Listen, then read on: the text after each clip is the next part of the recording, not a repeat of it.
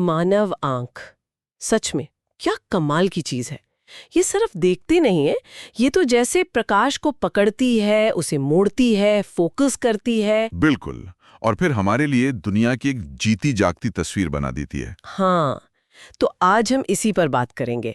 आंख की बनावट, वो कैसे बनी और काम कैसे करती है, जो भी हमें जानकारी मिली है उसके आधार पर। जी, कोशिश करेंगे कि इस अद्भुत अंग के बारे में कुछ सबसे अहम और हैरान करने वाली बातें सामने लाएं। हाँ, चलिए फिर शुरू करते हैं, इसे और करीब से देखते हैं। अच्छा।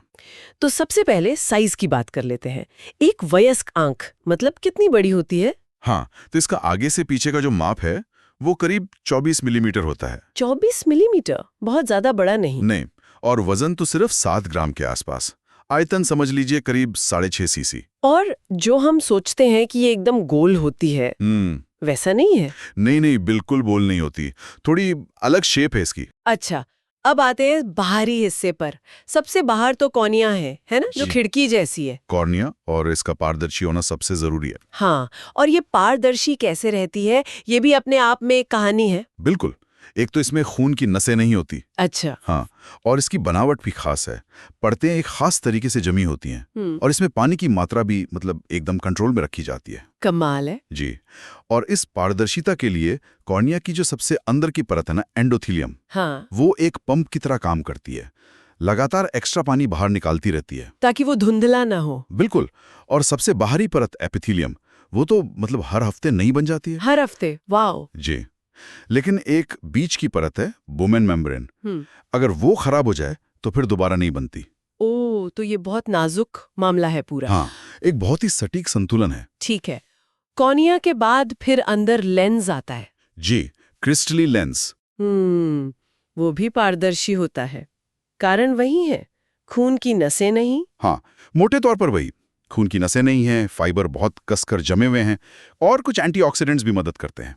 पर लेंस के बारे में एक बात थोड़ी चौंकाने वाली है कि वो पूरी जिंदगी बढ़ता रहता है। हाँ, ये दिलचस्प है। जन्म के समय करीब 3.5 मिलीमीटर का होता है, और बुढ़ापे तक लगभग 5 मिलीमीटर तक पहुंच सकता है। तो ये बढ़त क्यों होती है? शायद इसका ताल्लुक उम्र के साथ फोकस करने की क्षमता में जो बदलाव आते हैं उससे हो सकता है। हो सकता है। अच्छा, लेंस के पीछे फिर वो स्क्रीन आती है, रेटिना। बिल्कुल सही, रेटिना, जहां असल में दृष्टि की शुरुआत होती है। यहीं पर प्रकाश तस्वीर में बदलना शुरू होता है। और यहाँ वो खास सेल्स होते हैं, रॉड्स और कोन्स। जी, रॉड्स बहुत ज्यादा होते हैं, करीब 12 करोड़। ये कम रोशनी में देखने में मदद करते हैं। 12 करोड़? हाँ, और कोन्स थोड़े कम हैं, लगभग 60 लाख। ये रंग और बारीकियां देखने के लिए है। और इसमें भी कोई खास जगह होती है जहां सबसे साफ दिखता है? हाँ, फोविया सेंट्रालिस, रेटिना का बिल्कुल सेंटर, यहाँ सिर्फ कोन्स होते हैं। ये हमारा समझ लीजिए हाई डेफिनेशन जोन है। अच्छा। और यहाँ एक और अजीब बात है ना, कि जब रोशनी इन सेल्स पर पड़ती है तो ये ज्यादा एक्टिव नहीं होते। सही कहा, ये असल में कम एक्टिव हो जाते हैं, मतलब हाइपरपोलराइज हो जाते हैं।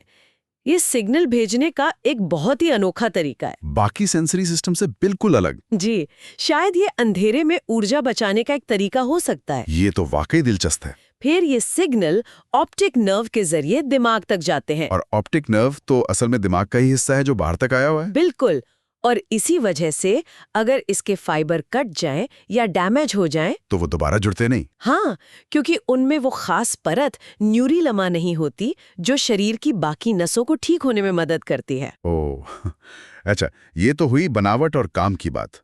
आंख बनती कैसे है, इसका विकास भी तो, वो भी कमाल का प्रोसेस है। गर्भ में बहुत जल्दी शुरू हो जाता है। दिमाग का एक छोटा सा हिस्सा बाहर की तरफ उभरता है, ऑप्टिक वेसिकल। जी, और फिर वो बाहर की त्वचा की एक परत से मिलता है, जिसे लेंस प्लैकोड कहते हैं।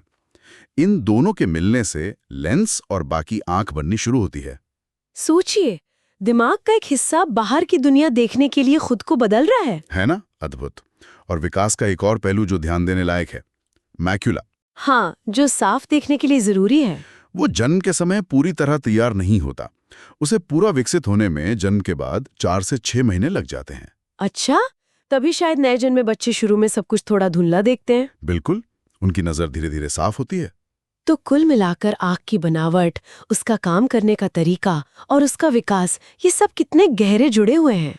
एकदम, ये सचमुच कुदरत की इंजीनियरिंग का एक बेहतरीन नमूना है। हर छोटा हिस्सा एक बड़े मकसद के लिए काम कर रहा है। तो इन सब बातों का मतलब क्या निकलता है? मतलब ये कि ये एक अविश्वसनीय रूप से जटिल और कुशल अंग है और ये हमें सोचने पर भी मजबूर करता है। जैसे आपने कहा, हाँ। जैसे मैक्यूला जैसी इतनी जरूरी चीज जन्म के बाद क्यों विकसित होती है, इसके पीछे विकास के क्रम में क्या दबाव रहे होंगे। ये सोचने वाली बात है। या ये सोचिए कि सिग्नल दिमाग तक पहुंचने से पहले ही आंख के अंदर कितनी प्रोसेसिंग हो जाती है। ये सिर्फ एक कैमरा नहीं है, ये खुद में एक छोटा कंप्यूटर भी है। बिल्कुल एक स्मार्ट मिनी कंप्यूटर।